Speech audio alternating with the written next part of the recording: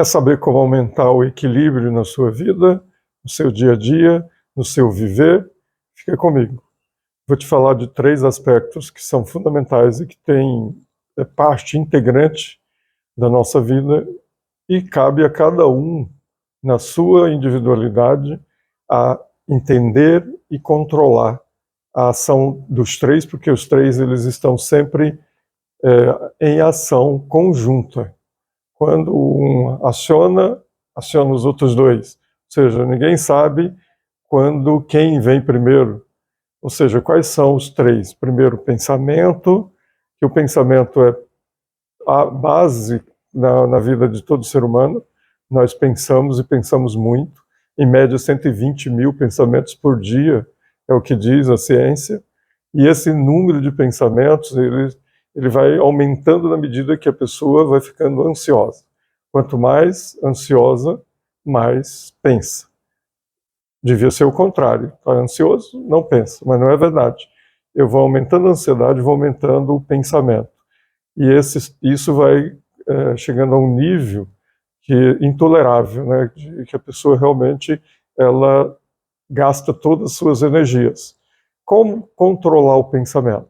Esse é um desafio ao longo da vida, não é uma chave que vira e pronto. Mas nós podemos fazer isso. O caminho para controlar a velocidade do pensamento não é eliminar o pensamento, mas a controlar a velocidade é pela respiração. A respiração, ela é o freio do pensamento. Quanto mais profundo e lentamente respiramos, mais nós temos um controle da velocidade do pensamento. Ou seja, pensamos menos quando estamos respirando longamente e profundamente. Ou seja, quanto mais longa a respiração, inspira profundamente, solta lentamente. Nós controlamos, assim, o pensamento. Essa é uma técnica que nós podemos fazer, e isso é algo milenar. Às vezes nós não aprendemos. Se começar a fazer isso 3, 4 vezes seguida, quando começar a ter pensamentos demais e perceber que está bastante ansioso, aumenta a profundidade da respiração, que você vai reduzir rapidamente a ansiedade, pelo menos momentaneamente, e depois você vai aprendendo como controlar. O outro aspecto é o sentimento. Cada pensamento vai despertar um sentimento.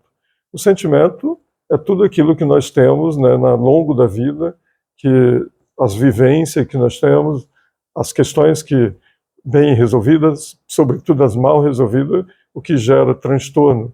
Não são as coisas boas, mas as coisas que não são boas, né, são as coisas negativas que nós vivemos que vão gerando esses transtornos, e eles vão sempre atualizando, porque o que está no nosso inconsciente não envelhece, está sempre novo, como se tivesse acontecido hoje. Ou seja, a mente inconsciente, ela é sempre atualizada, ela nunca envelhece. Não importa quando foi, se foi no útero, quando estava ainda em feto, ou logo depois que nasceu, ela continua ativa como a gente chama atemporal, ou seja, não envelhece. E aí um pensamento, se é um pensamento que é claro que a gente nem sabe mensurar quando está pensando, ele vai lá e mexe em um sentimento, que eu me deparei com uma situação, vi uma situação, lembrei de uma situação, aí aquilo vai desencadear algo de um sentimento que eu nem não lembro mais, aí a emoção vai à flor da pele, e aí sim aumenta mais ainda o pensamento, e aumenta mais o desconforto, e aumenta mais os conflitos, né? Porque quando nós estamos à flor da pele, como diz, os conflitos são inerentes e eles vêm mesmo com força total. O terceiro, não menos importante, é o desejo. Ele também está associado ao pensamento e ao sentimento. Sempre que nós temos um desejo, nós mexemos com vários pensamentos, com sentimentos que nós nem reconhecemos.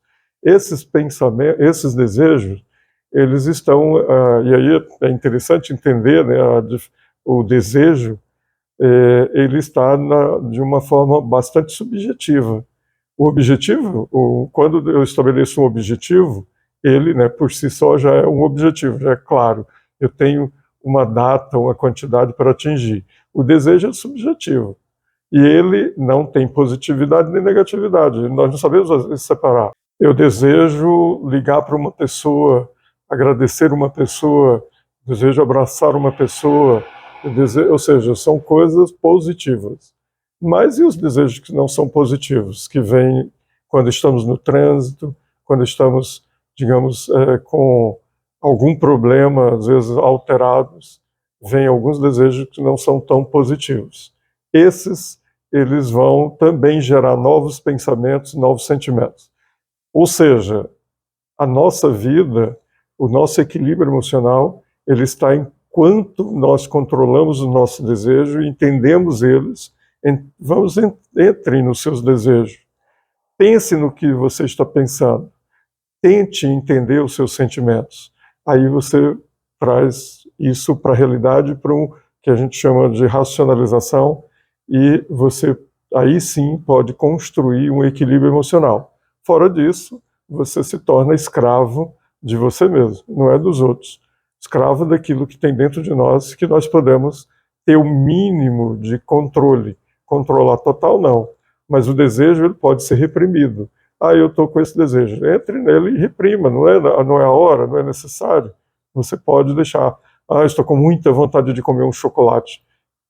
Negocie com você, entenda por quê. Olhe qual é a razão para comer esse chocolate ou outra coisa. Ou seja, nós podemos sim trabalhar os três, o pensamento, o sentimento e o desejo. Quanto maior o equilíbrio entre eles, maior a nossa sanidade e maior a nossa felicidade e a nossa paz interior.